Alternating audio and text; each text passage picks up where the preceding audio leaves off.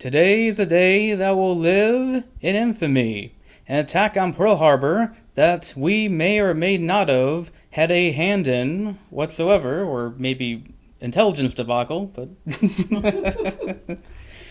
but never mind that. Just collect the war bonds and that. We need to bomb the Japanese until they are so radiated that they start making anime and hentai. That's what we need to do. And Godzilla movies. Exactly. So hi, welcome to End Credit Reviews, on episode of After the Credits on End Credit Reviews.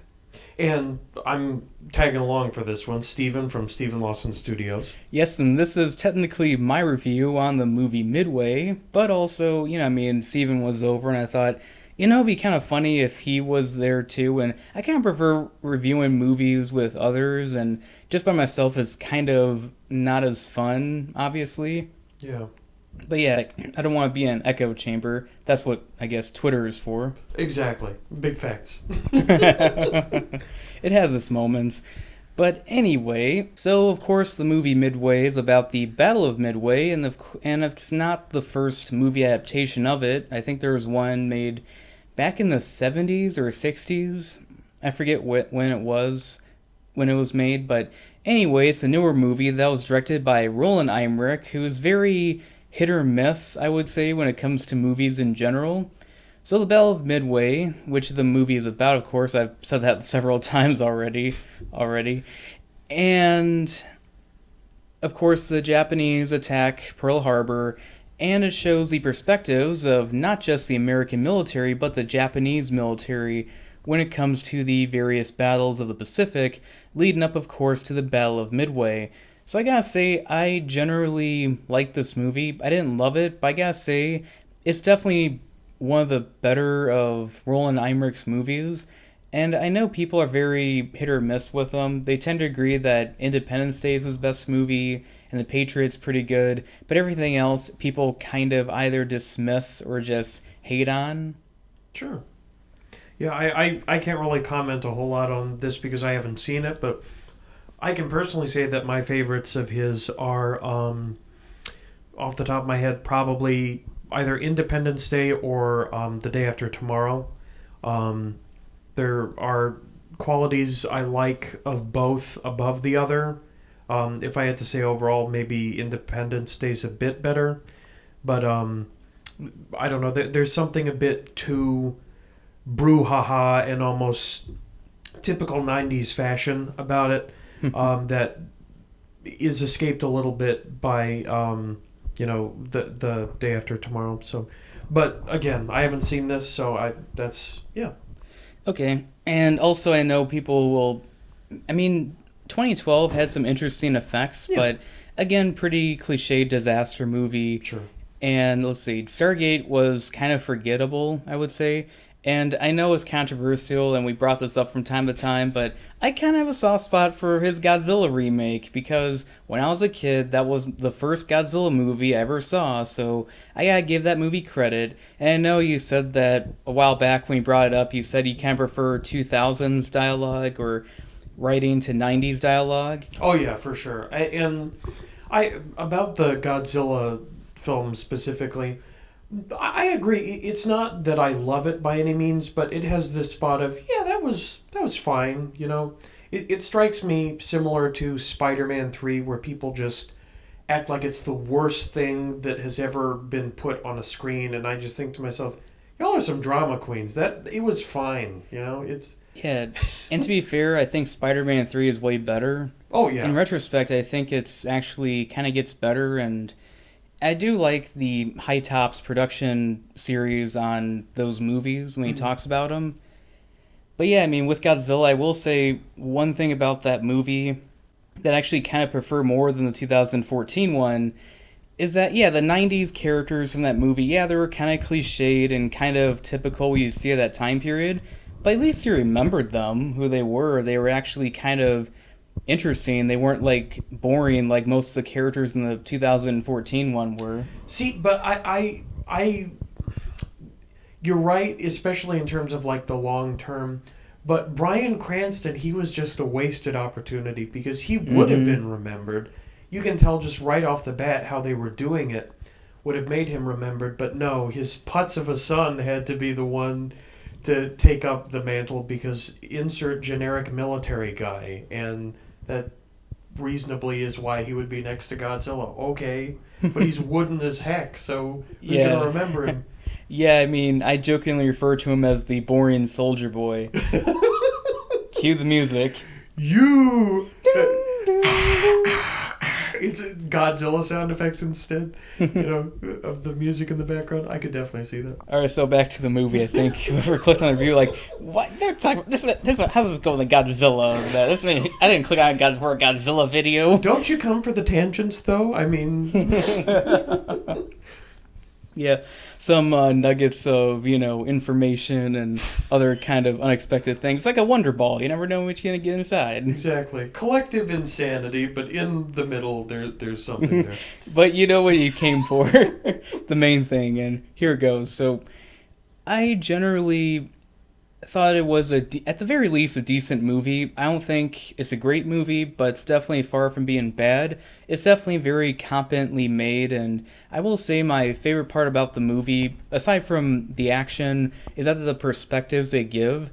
I do like how in the beginning of the movie we cut to the 1930s where, let's see, Patrick Wilson's character is someone who's over in Japan being like a diplomat in that.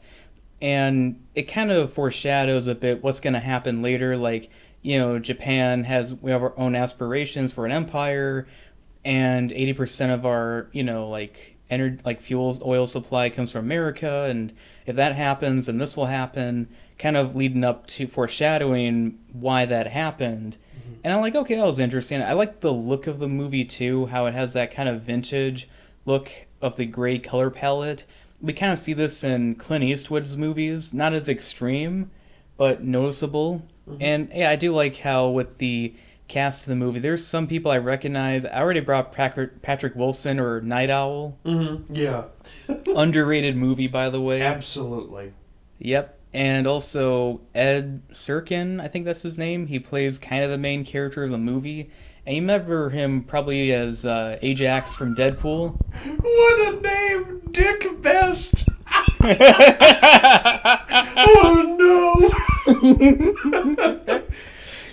Your protagonist in your movie has a porn star name. Worst Dick Best. Parents in human history. Or best. Yeah, or depending best. How you look at it, yeah. Hey ladies, my name is Dick Best. Oh no. Hey girl, I know you want some of this American pipe because my dick the best, hey. Because I'm Dick Best, hey. He's got his own, 70s porno theme playing whenever he comes on screen. Maybe a sequel to this where it shows his midlife crisis. Yeah. The 70s stuff. The sequel, there's a crisis of imminent dick.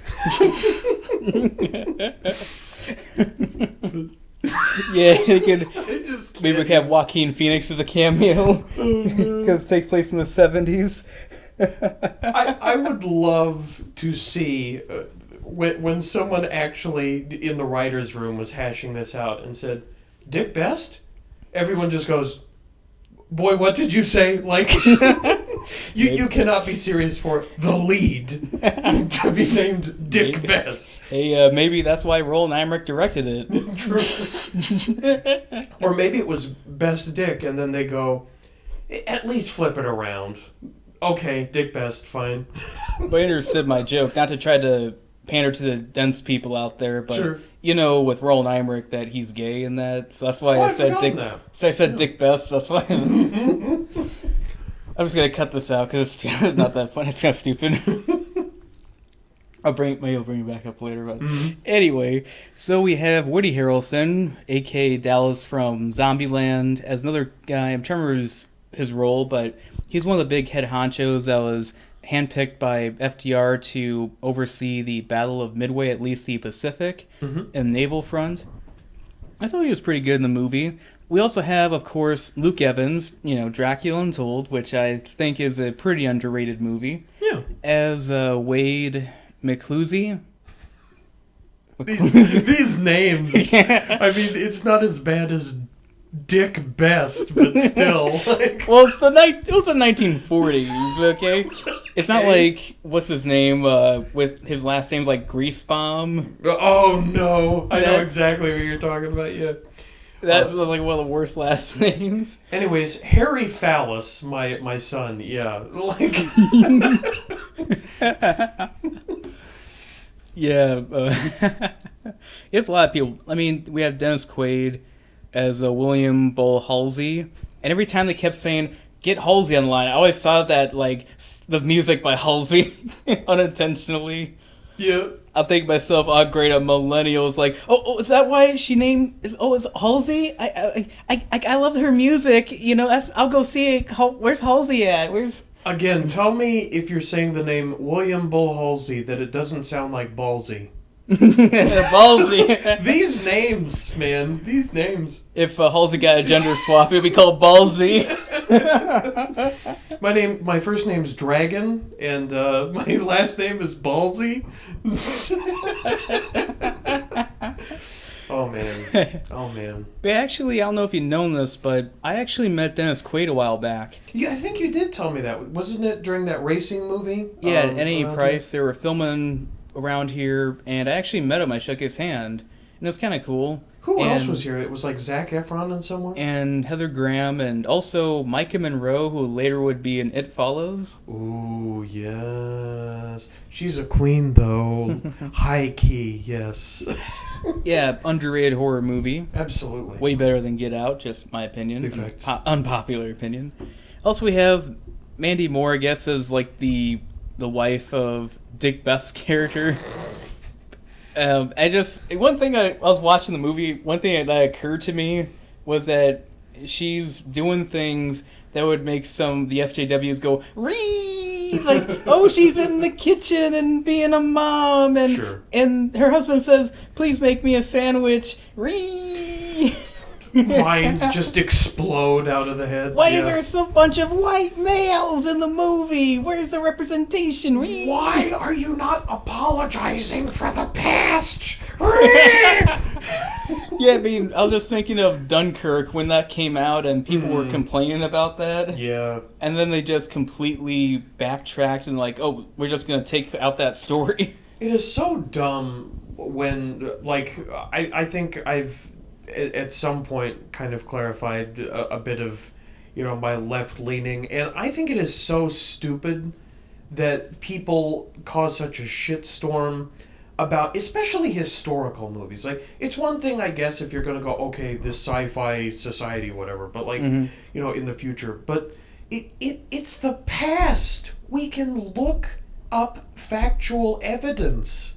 And so often the cases for, like, Dunkirk, there's no reason for them to go out of their way except to apologize for history. And that is just so insane to me. But Yeah, the thing is, it's one thing if you're doing fictional characters, but people who actually existed are real people, that's another thing. you can look them up. Yeah, I mean, it's not like you have to guess. So, well, we don't know for sure. No, we have evidence. This was in the time of writing and photographs. Yeah, I mean, so, there were some women and there were some non-white people who participated in World War II on the American side.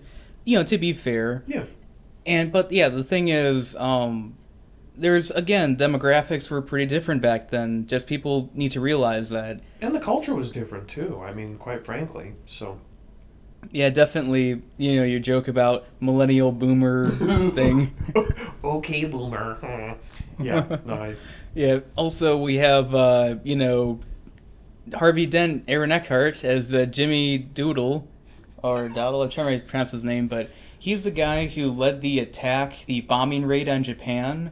On the Pacific, they had this very, like, daring attempt. What they did was they launched a bunch of these bombers in the Pacific from these aircraft carriers. They bombed Japan, and then they landed in China. And I'm like, oh, that's pretty risky, but it was interesting that they pulled it off. that is risky. Does he have any relation to Dr. Dolittle? No way to tie into the new, Robert Downey Jr. movie. Oh, yeah, boy. but anyways, yeah, the I wonder- notorious butt chin. Get ready for the Honest Trailer and CinemaSins takes in the Dr. Dolittle movies coming up, the older ones. Also, one thing I felt like was kind of tacked on, but I didn't mind it because he was mercifully short in the movie, was Nick Jonas as Bruno. I forget his last name, how you pronounce it, but he's one of the people in the movie, and it was interesting. Oh, and here's a funny thing. It was I don't know how the Disney fangirls are gonna react to it, but he drops the F-bomb in the movie, the token PG-13 F-bomb. Sure. And I remember when I went to go see this movie, a lot of the people in the audience were older people, like, probably like elderly age. And I think there might have been a veteran there too, in a wheelchair. I'm like, oh, that's pretty cool. And I think I heard one of them say, did you have to really say that? I thought that was great. I guarantee if there was more young people in the audience, if he actually did say that, out of total disrespect, someone would have said, "Okay, boomer." Like, yeah, for the time that we live in right now, there's no way that wouldn't have happened. And also, it reminded me, that demographic kind of reminded me when I went to go see Maleficent 5 years ago, because a lot of the people who went to go see that movie were probably kids when Sleeping Beauty came out in theaters. So like, oh, it was kind of interesting, but that is way better than Maleficent, trust me. But anyway, I mean, yeah, we both are like, Nick Jonas, a singer trying to act. Yeah, I am so tired of these singers pretending they can act. Like Beyonce. Yeah, surprisingly, the least cringy example I've seen, and I didn't think I'd be saying this, was actually a rapper that I don't mind terribly, but T.I. in Ant-Man is not terrible because he's just there, and he doesn't have a lot of a part, but basically, it'd be the equivalent of you're just some guy working, for a company. It's not that he shoehorns himself like Common or something and everything. And, oh yeah. Let me turn this into a lyrical, spiritual miracle. Blah, blah, blah, blah, blah. Oh my gosh! Please don't remind me of how bad Common's acting was in Terminator's Salvation. He is atrocious in whatever he's in. Yeah, a while back I was asking you and Luke about who do you think was the worst actor in the Terminator franchise, Common or Jai Courtney?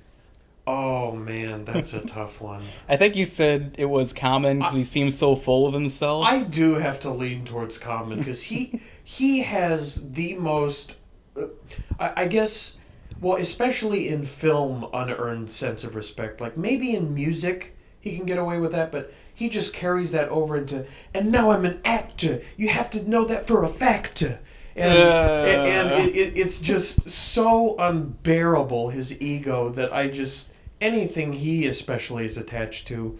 And a lot of actors, like Justin Timberlake has been in stuff. And yeah, the guy's not even that handsome, okay? Will.I.am. That's such a dumb name, Will.I.am. It is. I am so fed up with these, famous musicians just saying, okay, now I can just do other things because I'm entitled to it. Yeah, I will say there are some quick exceptions. One is Gavin Rossdale, the lead singer of Bush, was in Constantine as one of the demons, briefly in it. Gwen Stefani played, I forget her name, she was briefly in The Aviator, which is a great movie. Haven't seen that, but highly recommend it. And also, I forget his name, he played Renfield in Bram Stoker's Dracula, and I had no idea he was even like a musician.